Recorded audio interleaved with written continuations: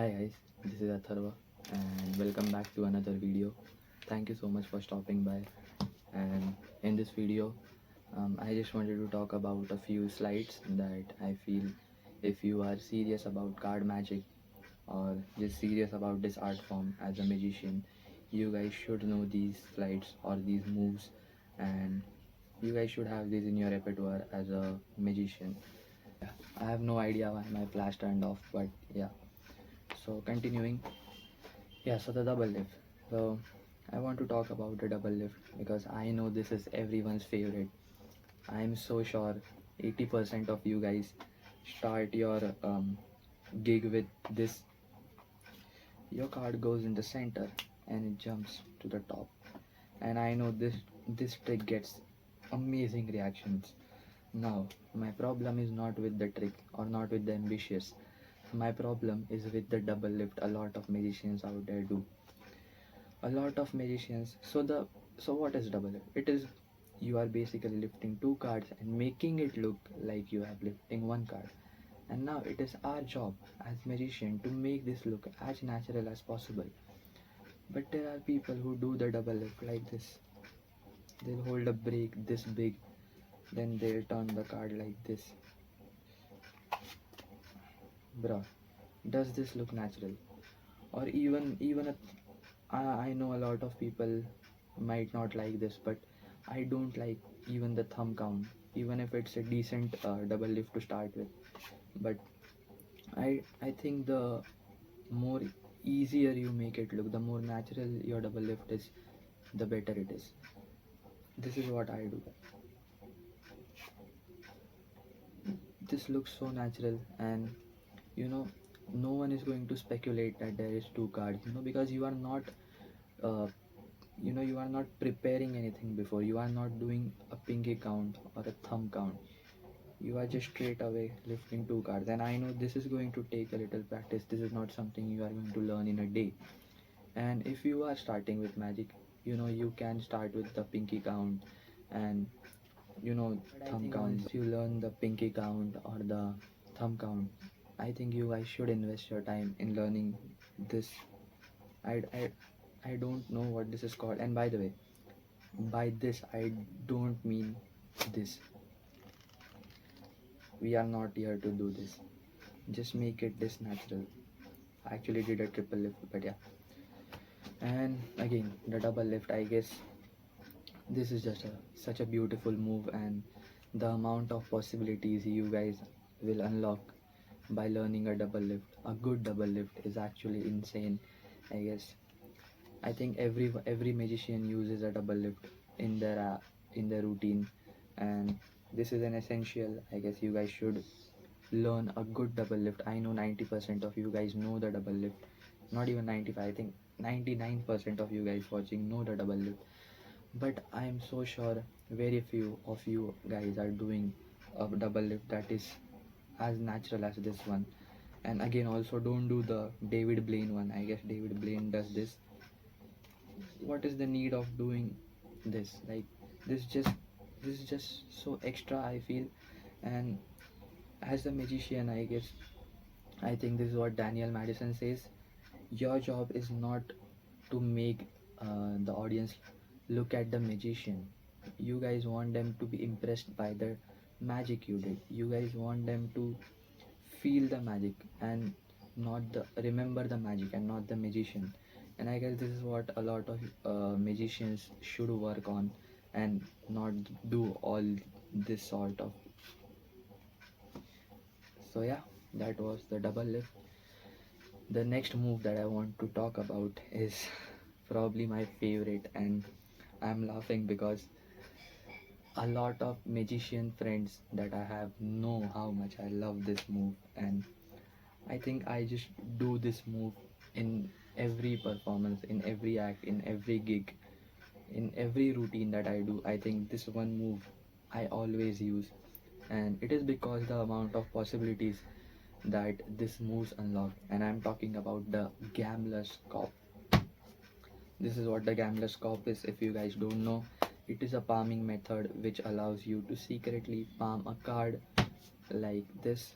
And the reason I love this palm and not any other palm is because how natural this is and how awkward this palm is, and just look how natural this palming technique is.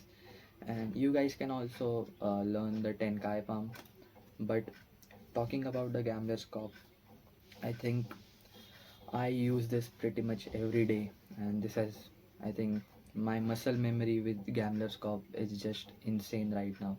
And I just love how natural this movement is. You give the deck to the spectator, you guys can rest your hand, you guys can just let it rest, and they can shuffle and you get the deck back, and you guys can load it this easy.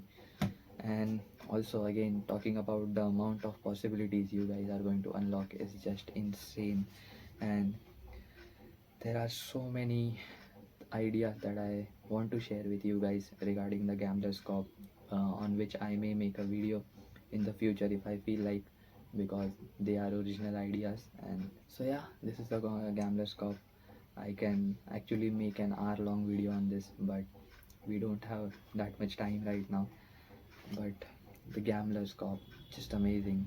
I highly encourage you guys to learn this move and master this as soon as you guys can, because once you guys learn this, you guys will be blown away with the amount of possibilities this one move unlocks. So yeah, this that was the gambler's cop. And the next move is a card deal. And what I mean by that is either a bottom deal or this, what am I doing with my fingers, either the bottom deal or the second deal. So for those who don't know what the bottom deal or second deal is, the bottom deal is basically dealing the bottom card and making it look like you are dealing the top card, like this. This was the bottom deal. I can't actually do the second deal, so yeah, I just can't. But yeah, the second deal is basically dealing the second card from the top and making it look like you guys are dealing the top card. And I really recommend you guys to master any one of these, because you guys will be blown away by the amount of things you guys can do with the bottom deal. So actually, I think you guys may notice this, that the camera quality has now changed, and that's because my phone just died, and I think there's no storage in my phone and it keeps stopping while I record. So I got my brother's phone. And continuing with the video, what I what was I talking about? The deal, yeah. So yeah, I highly encourage you guys to learn any one of the two, the bottom deal or the top deal. The top deal, the second deal, the bottom deal or the second deal. And me personally, I use the bottom deal a lot. I have two routines that I do in my, yeah, there are two routines that I usually perform at gigs, and both of them, trust me, both of them include a bottom deal and also the gambler's cop. I absolutely love those two moves. So yeah, you guys should learn the moves that I just talked about: the double lift, a good double lift, the bottom deal or the second deal, and the gambler's cop. And yeah, also before ending the video, I know a lot of you guys must be thinking, why didn't I mention a card control or a card force? So personally, for me, I do not like using any card force. I just like to stay hands off. I just ask them to name any card out loud, or I just let them take the deck and pick a card out them by themselves. And talking about the card control, I'm pretty sure a lot of you guys use this card control, which is again a very good card control to use. But trust me, you guys won't believe how I control my cards. Let's say the spectator wants the five of clubs. I just go through the deck, I find the five, and I just cut the deck like this. That's it. This obvious, and trust me, the spectator is never going to question this, because they they don't know what to look for. If you are a magician, they are not a magician, they are not magicians, they are laymen, they are spectators. They don't know what to look for. So, you know let's say they name the ace. I just do this and I cut to the ace and I take it to the top. And trust me, a lot of my magician friends use this and no one has ever been questioned.